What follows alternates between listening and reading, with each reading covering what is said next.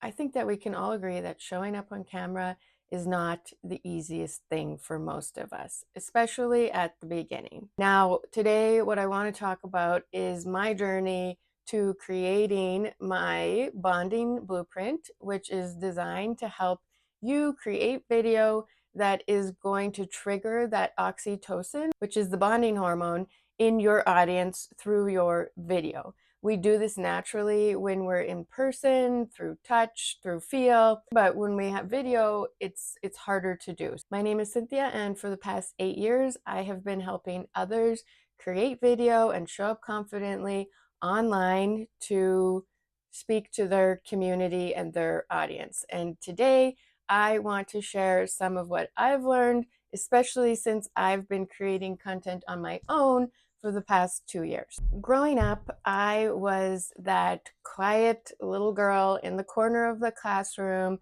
who was essentially afraid of her own shadow. If somebody looked at me or paid attention to me, I would turn crimson red. Okay, that was me. That was me growing up. And I always preferred, it's not that I was afraid of people or even that I would classify myself as shy.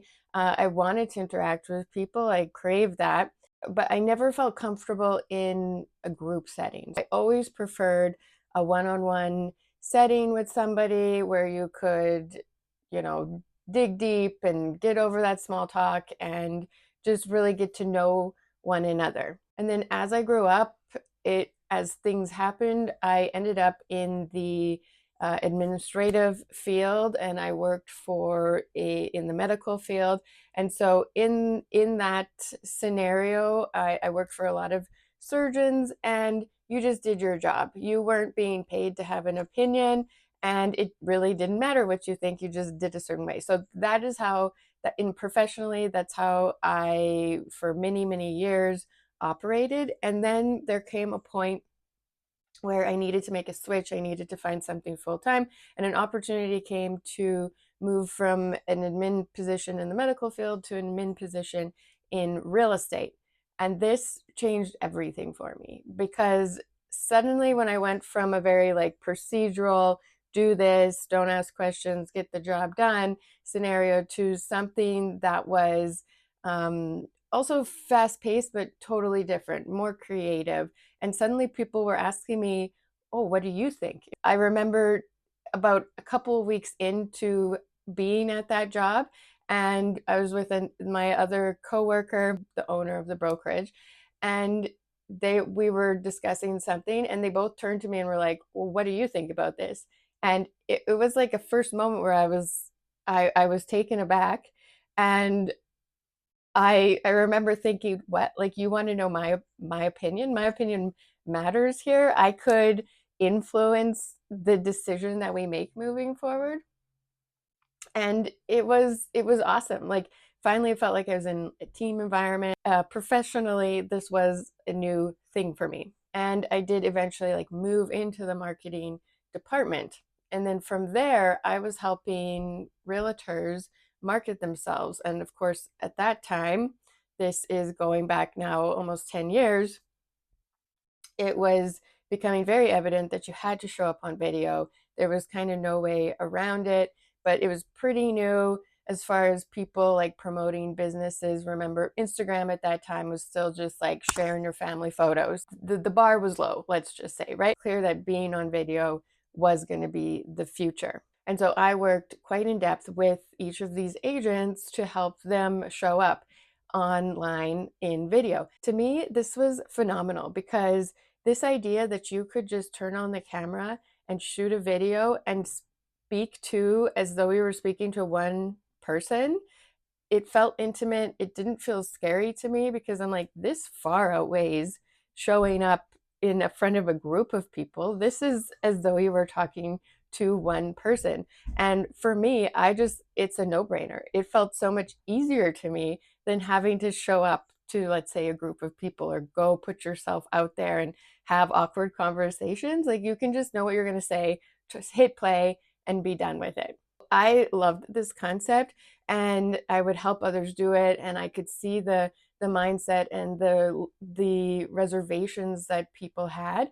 And so I loved kind of like pushing them and showing them, hey, like you've got this, you can do it. This is the reason why we're doing this. And then now, all right, in true transparency, I got cut off there because my kids were going to school and then I had to start my day job. So I'm back at it. The makeup's melted a little bit off my face and my hair's looking a little greasier, but we're gonna keep going. So what I learned from working with people and seeing them struggle on camera, but then also recognizing for myself that this is an opportunity to speak to hundreds of people and feel like you're only speaking to one. And I think that a lot of times when people create content and they create videos specifically, there's a lot of anxiety around it. And I'm not saying that it is easy for me or anybody, but I think we often think like of all the people that are listening, we think we have to talk to a lot of people and we forget that like for it to really work and for us to really bond with our audience, we have to be talking to one person. And so that's why I created my bonding blueprint. Today I want to go through the 5 pieces of my bonding blueprint. So step 1 is before you even press the play button. So the very first thing that we want to be doing is we want to be taking a deep breath. And I know that you've probably heard this before, and yes, it's important for nerves, but the other thing that it does is when we take a deep breath and we relax, it also helps to relax our tone, our vocal tones. And when our vocal tones are relaxed and we're not talking up here like we're strangled and out of air, we come across as more confident, more competent to our audience. So that's really important for them feeling safe being with us. So that's the first thing. And then again, before we hit play, the other thing I want you to do is picture one person. So don't picture a whole mass of people that you're talking to, but picture that one person that needs to hear your message, because not only is it going to feel more intimate to them, but you'll feel more comfortable thinking about just speaking on a one-on-one basis. So first thing we want to consider is our hook. You want to start off with the emotion that you're feeling playing on your face. So whether it's a smile or maybe it's a sigh, depending on what you're talking about, but conveying that intentional emotion is the first thing that you want to do. Secondly, eye contact. Now, yes, we want to have eye contact with the camera,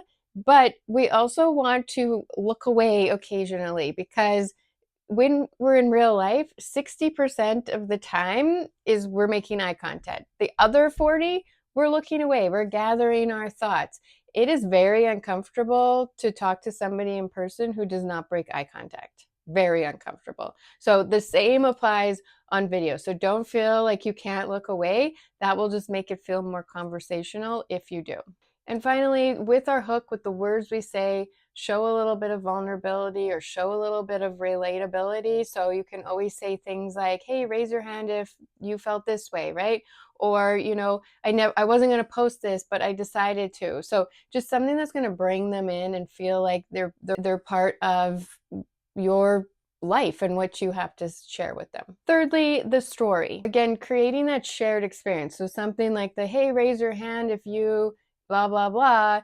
If you can create that storytelling feel where you can include people and bring that relatability opportunity to the floor, especially right out of the gate, then that's going to be very approachable. They're going to be feeling very safe in your video. The other thing it does is it helps them see themselves in whatever you're talking about. And that is really the goal for when people will keep coming back and back to continue to watch your content, is they can see themselves. There's something that's feeding them that's going to keep them watching. And the fourth thing you can do is add a value moment. So this is some sort of moment that is like an act of generosity, like, oh, hey, bonus point, or the bonus tip I'm going to share with you today about this thing I'm talking about, and then go on from there. So anything that's kind of perceived as like extra value that they didn't expect to get when they started watching the video, that can be considered a value moment. And then finally, number 5, your call to action. A lot of times we think of our calls to action as being salesy and kind of off-putting, and they can be for sure. And I often say if it feels salesy, then it probably is.